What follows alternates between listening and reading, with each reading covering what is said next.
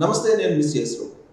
Congress party మీద మరోసారి YSR Congress party అభాండాలు వేసింది. తాజాగా సజ్జల రామకృష్ణారెడ్డి వైఎస్ మరణం వెనుక కాంగ్రెస్ పార్టీ ప్రమేయం ఉంది అనేటువంటి సంచలన వ్యాఖ్యలు చేశారు. దీని మీద రెస్పాండ్ కావడానికి, అలాగే కాంగ్రెస్ పార్టీ ఏపీ విషయంలో ఏం జరుగుతుందనే దాని మీద విశ్లేషణ అందించడానికి ప్రస్తుతం మన దగ్గర జంగా గౌతమ్ గారు, కాంగ్రెస్ పార్టీ వర్కింగ్ ప్రెసిడెంట్ ఉన్నారు. నమస్తే గౌతమ్ గారు. నమస్కారం. నమస్కారం సుబ్బారావు. నమస్తే సార్. చాలా రోజుల తర్వాత కాంగ్రెస్ పార్టీలో మళ్ళీ ఒక ఉత్సాహం కనిపిస్తుంది కాంగ్రెస్ ఏపీలో. అట్ ద సేమ్ టైం ఆరోపణలు కూడా వస్తున్నాయి వెంటనే. తాజాగా సజ్జల రామకృష్ణారెడ్డి కాంగ్రెస్ పార్టీ ప్రమేయం ఉంది రాజశేఖర రెడ్డి మరణం వెనకాల అంటున్నారు. ఏంటి? సో అంటే కాంగ్రెస్ పార్టీ పెరిగితే తాము చనిపోతామనే భయం వల్ల మతిలేని ఆరోపణలు చేస్తున్నారని అర్థం చేసుకోవాలి. అంటే మొదటి నుంచి కూడా ఆయన మరణం మీద అనుమానాలు ఉన్నాయి కదా. ఇప్పటి వరకు అధికారంలో ఉండి ఇప్పుడు తీసుకురావడానికి కారణం ఒకటే మాట. ఇప్పుడు ఏదైతే కాంగ్రెస్ పార్టీ బలం పెరుగుతూ ఉందో, కాంగ్రెస్ బలం పెరిగితే డూప్లికేట్ కాంగ్రెస్గా ఉన్న యువజన రైతు శ్రామిక పార్టీ ఏదైతే ఉందో దాని యొక్క ఉనికి అస్తిత్వం కోల్పోతారనేటువంటి భయంతో, అసహనంతో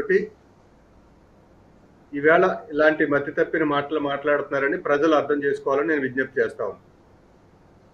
ఎందుకంటే దీనికి జగన్మోహన్ రెడ్డి గారు 2-3 ఉదాహరణలు ఇస్తాను మీకు.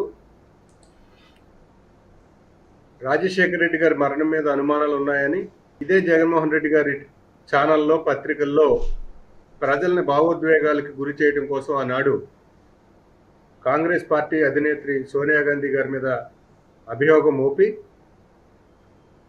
రిలయన్స్తో కూడా కుమ్మక్కయ్యి ఈ దుర్ఘటన జరిపించారనేటువంటి ప్రచారం చేసిన తర్వాత హైదరాబాద్లోనూ మరికొన్ని చోట్ల రిలయన్స్ కంపెనీల మీద ఆ రోజు దాడులు కూడా చేసి భావోద్వేగంతో కొంతమంది మొత్తం మీద ఒక భావోద్వేగాలతో కాంగ్రెస్ పార్టీకి వ్యతిరేకంగా ఒక పథకం ప్రకారం ఆ రోజు ప్రచారం చేశారు. రాజశేఖర రెడ్డి గారి చావుని ఒక రాజకీయంగా వాడుకోవడం కోసం అలాంటి ఒక దుర్మార్గమైన ప్రచారం ఆనాడు చేశారు. ఆనాడు చేసిన వాళ్ళకి గుర్తు చేస్తున్నాను. అదే రిలయన్స్ జగన్మోహన్ రెడ్డి గారికి కోరితే, సూచిస్తే పరిమళ నత్వాని అనేటువంటి ఒక రాజ్యసభ మెంబర్ని ఇచ్చినటువంటి చరిత్ర జగన్మోహన్ రెడ్డి గారు. కనుక జగన్మోహన్ రెడ్డి గారు ఎప్పుడు ఎలాంటి ఆరోపణలు చేస్తున్నాడు అనేది ప్రజలు గమనించాలని నేను కోరుతా ఉన్నా. రెండవది, రాజశేఖర రెడ్డి గారి గురించి, రాజశేఖర రెడ్డి గారి చరిత్ర గురించి, రాజకీయ చరిత్ర గురించి, లేదా ఆయన మరణం గురించి మాట్లాడాలంటే అర్హత ఉన్న ఒకే ఒక్క నాయకుడు, ఒకే ఒక్క రాజశేఖర రెడ్డి గారి ఆత్మని రాజశేఖర రెడ్డి గారే స్వయంగా ప్రకటించినటువంటి డాక్టర్ కేవీపీ రామచంద్రరావు గారు కాంగ్రెస్ పార్టీలో యాక్టివ్గా పనిచేస్తూ ఉన్నారు. వారు పదే పదే అనేక ఇంటర్వ్యూల్లో సోనియా గాంధీ గారు రాజశేఖర రెడ్డి గారు మరణించినప్పుడు ఎలా స్పందించారు, ఎలా మందలించారు, ఏమైంది అని ఆ రోజు కేవీపీ గారికి ఫోన్ చేసి గాంధీ గారు స్వయంగా రాజశేఖర రెడ్డి గారి ఆచూకీ కోసం ఆందోళన పడిన విషయాన్ని ఇదే డాక్టర్ కేవీపీ గారు అనేక సందర్భాల్లో అనేక టీవీ ఛానల్స్ ఇంటర్వ్యూల్లో స్పష్టం చేశారు. కనుక రాజశేఖర రెడ్డి గారిని మరణాన్ని ఈవేళ మళ్ళీ రాజకీయంగా వాడి కాంగ్రెస్ పార్టీ మీద నింద మోపాలనుకునేటువంటి జగన్మోహన్ రెడ్డి గారి యొక్క రాజకీయ మనస్తత్వం ఏమిటనేది అర్థం చేసుకోవాలని కాంగ్రెస్ పార్టీ తరఫున మేము కోరుతా ఉన్నాం. మొన్ననే షర్మిల గారు ఇంకోటి ఏంటంటే అనేక ఒక క్లారిఫికేషన్ ఇస్తే మీకు అన్నిటికీ సమాధానం వచ్చేస్తుంది. ఒక మొన్ననే షర్మిల గారు రాహుల్ గాంధీ గారిని, సోనియా గాంధీ గారిని కలిసి బయటకు వచ్చిన తర్వాత, మొదటిసారి కలిసినప్పుడు బయటకు వచ్చిన తర్వాత మేము కూడా అపోహలు పడ్డాం. రాజశేఖర రెడ్డి గారిని కాంగ్రెస్ పార్టీ ఏదైతే సిబిఐ ఛార్జ్షీట్లో కేసు దాఖలు చేసిందో కాంగ్రెస్ పార్టీ అవమానించిందని అనుకున్నాము. కానీ అపారమైనటువంటి గౌరవం రాజశేఖర రెడ్డి గారి పట్ల సోనియా గాంధీ గారికి, రాహుల్ గాంధీ గారికి ఉన్నదని నేను వాళ్ళని కలిసిన తర్వాత నేను సంతృప్తి చెందాను. రాజశేఖర రెడ్డి బిడ్డగా ఈ అభిప్రాయం చెప్తున్నాను నా ప్రజలకని ఆవిడ మెసేజ్ ఇవ్వటం జరిగింది. కనుక డాక్టర్ కేవీపీ గారిని కన్నా మించి దాని మీద వ్యాఖ్యానించగలిగినటువంటి అర్హత ఉన్న వాళ్ళు ఎవరూ లేరు.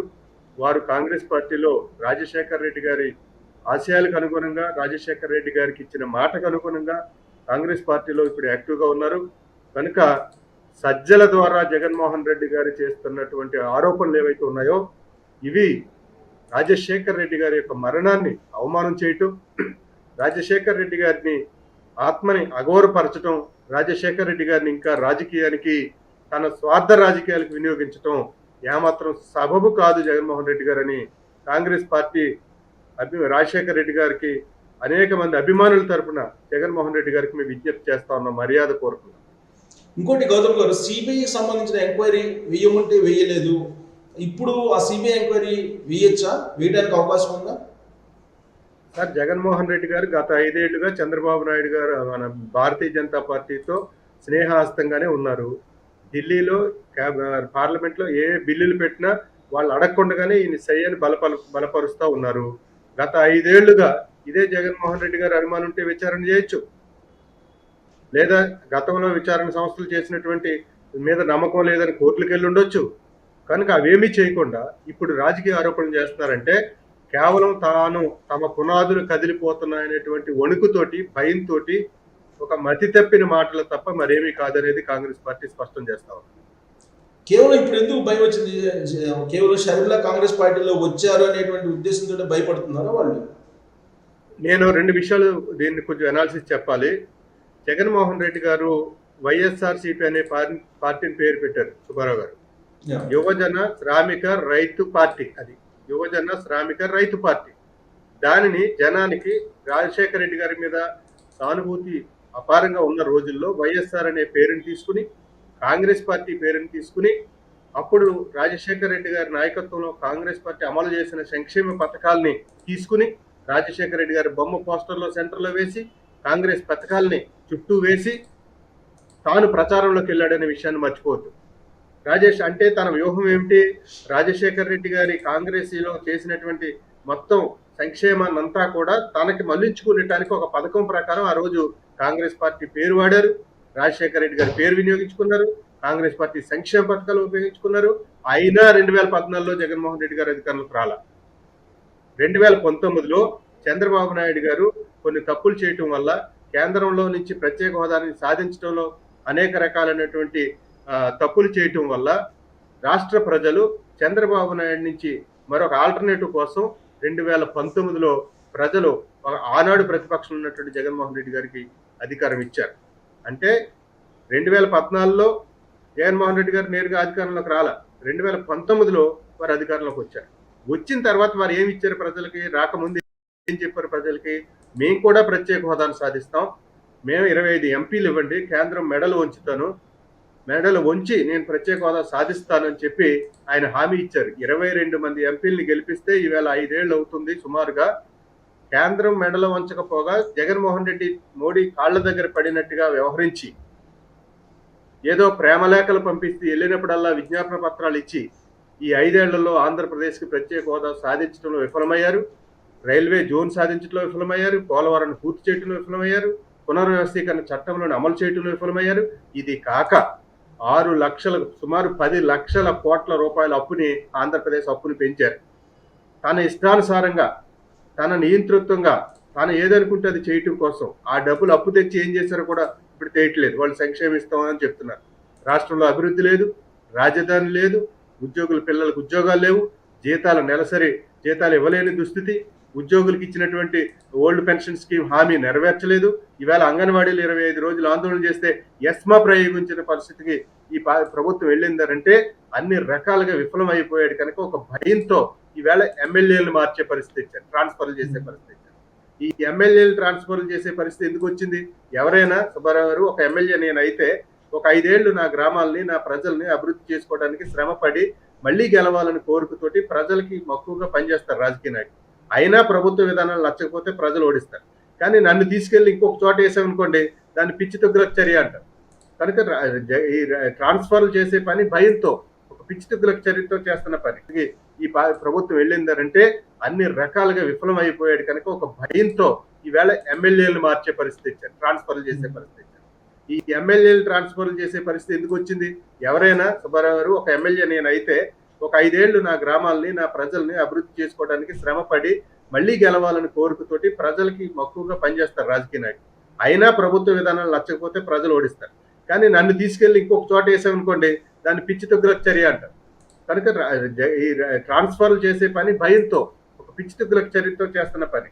ఆ భయం, ఈ ఫ్రస్ట్రేషన్ అంతా ఇప్పుడు ఈ టైంలో కాంగ్రెస్ పార్టీ మీద రాష్ట్ర ప్రజల్లో అభిమానం పెరిగింది. ఎందుకు పెరిగింది కాంగ్రెస్ పార్టీ మీద అంటే, భారత్ జోడో యాత్ర చేపట్టాక రాహుల్ గాంధీ గారి మీద దేశ ప్రజల్లో చాలా అభిమానం పెరిగింది. ముఖ్యంగా ఆంధ్రప్రదేశ్లో పార్టీలకు అతీతంగా పెరిగింది. మన రాష్ట్రంలో నేను అడుగుతా ఉన్నాను, అన్ని పార్టీల వాళ్ళు కూడా కేంద్రంలో కాంగ్రెస్ రావాలి, రాహుల్ గాంధీ ప్రధాని కావాలని కోరుకుంటా ఉన్నారు. కనుక ఆంధ్రప్రదేశ్లో రాహుల్ గాంధీ గారి మీద అభిమానం పెరిగింది, కాంగ్రెస్కి సెంటర్లో రావాలనేటువంటి అభిమానం పెరిగింది, జగన్మోహన్ రెడ్డి పూర్తిగా విఫలమయ్యాడు అనేటువంటి ఒక వాతావరణం వచ్చింది. అన్నిటికన్నా ముఖ్యంగా రాష్ట్రంలో ఉండేటువంటి 3 ప్రాంతీయ పార్టీలు కేంద్రంలోని భారతీయ జనతా పార్టీతో అటు స్నేహాస్తం అందిస్తూ ప్రత్యక్షంగా పరోక్షంగా కేంద్రానికి మద్దతు, మోడీకి 25 ఎంపీలు మోడీకే బలపరిచేటువంటి పరిస్థితిని ఈ రాష్ట్ర రాజకీయాలు ఉన్నాయని గ్రహించినటువంటి మేధావులు కానీ, ప్రజలు కానీ, విద్యావంతులు కానీ ఈవేళ కాంగ్రెస్ లేని లోటుని ఫీల్ అవుతూ ఉన్నారు. కాంగ్రెస్ లేని లోటుని ఫీల్ అవుతూ ఉంటూ కాంగ్రెస్ అనేది ఉండాలి మన రాష్ట్రంలో, కేంద్రంలోనే కాదు ఆంధ్రప్రదేశ్లో కూడా కాంగ్రెస్ బలపడాలని చాలా మంది కోరుకుంటా ఉన్నారు. ఆ క్రమంలో కాంగ్రెస్ యొక్క బలం పెరుగుతున్న క్రమంలో షర్మిల గారు కూడా అనేక ప్రయోగాలు చేసి చివరికి కాంగ్రెస్కి వచ్చి మా నాన్న కళను నెరవేర్చడానికి రాహుల్ గాంధీ గారిని ప్రధాని చేయాలని రాజశేఖర రెడ్డి గారు ఆ రోజు శాసనసభ పక్షం సమావేశంలో పిలిపించినటువంటి విషయాన్ని మళ్ళీ గుర్తు చేసి ఈవేళ కాంగ్రెస్ పార్టీలో జాయిన్ అయ్యారు. అంటే రాజశేఖర రెడ్డి గారి కళ రాహుల్ గాంధీ గారిని ప్రధాని చేయడం, కాంగ్రెస్ కళ ఆంధ్రప్రదేశ్ ప్రత్యేక హోదాను సాధించడం. మనకి ఈ 3 పార్టీల వల్ల కావని గ్రహించినటువంటి ప్రజలు కాంగ్రెస్ ని బలపరుస్తున్నారు. ఈ ఫ్రస్ట్రేషన్ తో బహుశా కాంగ్రెస్ నుంచి వెళ్ళిన వాళ్ళు ఎమ్మెల్యేలు తిరిగి కాంగ్రెస్, ఇప్పుడు ఆళ్ల రామకృష్ణారెడ్డి గారు తిరిగి షర్మిల గారితో కలిసి కాంగ్రెస్ లోకి వస్తూ ఉంటున్నారు. అట్లా అనేక మంది కాంగ్రెస్ కార్యకర్తలు, నాయకులు గ్రామాల్లో ఈవేళ ఖచ్చితంగా తన పుట్టింటికి రావడానికి ఒక రకంగా తన బ్లడ్ అండి, 30-40 ఏళ్ళు వాళ్ళు కాంగ్రెస్ కుటుంబాలండి. కేవలం ఏదో భావోద్వేగాల వల్ల, విభజన వల్ల, లేకపోతే రాజశేఖర రెడ్డి గారి సెంటిమెంట్ వల్ల అటు వెళ్ళారు. కానీ వాళ్ళ నరనరన కాంగ్రెస్ 30-40 ఏళ్లుగా కాంగ్రెస్ కుటుంబాలు, ప్రతి పల్లెల్లో ఉన్నటువంటి కుటుంబాలు తిరిగి వెనక్కి వస్తాయనేటువంటి భయంతో ఈవేళ మళ్ళీ అంశాన్ని సజ్జల రామకృష్ణారెడ్డి గారి ద్వారా జగన్మోహన్ రెడ్డి గారు చెప్పిస్తున్నారని మేము భావిస్తున్నాం, కాంగ్రెస్ పార్టీ భావిస్తాం. కానీ ఇది మొత్తం కూడా షర్మిలని కాంగ్రెస్ పార్టీలో చేరడం లేదా చేర్పించడం అనేది చంద్రబాబు నాయుడు చేసిన పని. చంద్రబాబు నాయుడు కుట్ర చేస్తూ ఉన్నారు. షర్మిలనే కాంగ్రెస్ పార్టీలో చేర్పించడానికి చంద్రబాబు నాయుడు సయోధ్య కుదిర్చారు, చంద్రబాబు నాయుడే చేర్పించారు అని చెప్పి సజ్జల రామకృష్ణారెడ్డి అంటారు. చంద్రబాబు నాయుడు చేర్పిస్తే చంద్రబాబు నాయుడు పార్టీలోనే జాయిన్ అయ్యారు కదా ఆవిడ. చంద్రబాబు నాయుడు కాంగ్రెస్ లో చేర్పించాల్సిన అవసరం ఉంది చంద్రబాబు నాయుడుకి. చంద్రబాబు నాయుడు పార్టీలో చేర్చుకుని రాజ్యసభ, ఎంపీ సీట్ ఇస్తారు కదా. షర్మిల గారిని అడిగితే ఎవరా? సో కానీ కేసులు కూడా జగన్మోహన్ రెడ్డి మీద వేసిన కేసులు కూడా కాంగ్రెస్, తెలుగుదేశం పార్టీ 2 కలిసి చేసినటువంటి కేసులే. ఇప్పుడు మళ్ళీ కాంగ్రెస్ పార్టీలోకి షర్మిలని పంపించారు, కేవలం ఆయన ప్రయోజనాల కోసం పంపించారు అని చెప్పి అంటున్నారు. ఇప్పుడు కేసుల చరిత్ర మీకు తెలుసు. ఆ రోజు ఎవరైతే ఇండివిజువల్ గా ఒక ఆయన వెళ్ళి కేసు వేశారు, కాంగ్రెస్ పార్టీకి సంబంధం లేదు, దాని మీద కోర్టు స్పందించి ఎంక్వైరీ చేసింది. దానికి సంబంధించి కాంగ్రెస్ పార్టీకి ఏం సంబంధం? తెలుగుదేశం వాళ్ళు ఆల్రెడీ ఆ రోజు కాంగ్రెస్ పార్టీలో అవినీతి జరిగిందని వాళ్ళు కేసులకు వెళ్ళారు. కనుక ఇది కాంగ్రెస్ పార్టీకి సంబంధం లేని అంశం అది.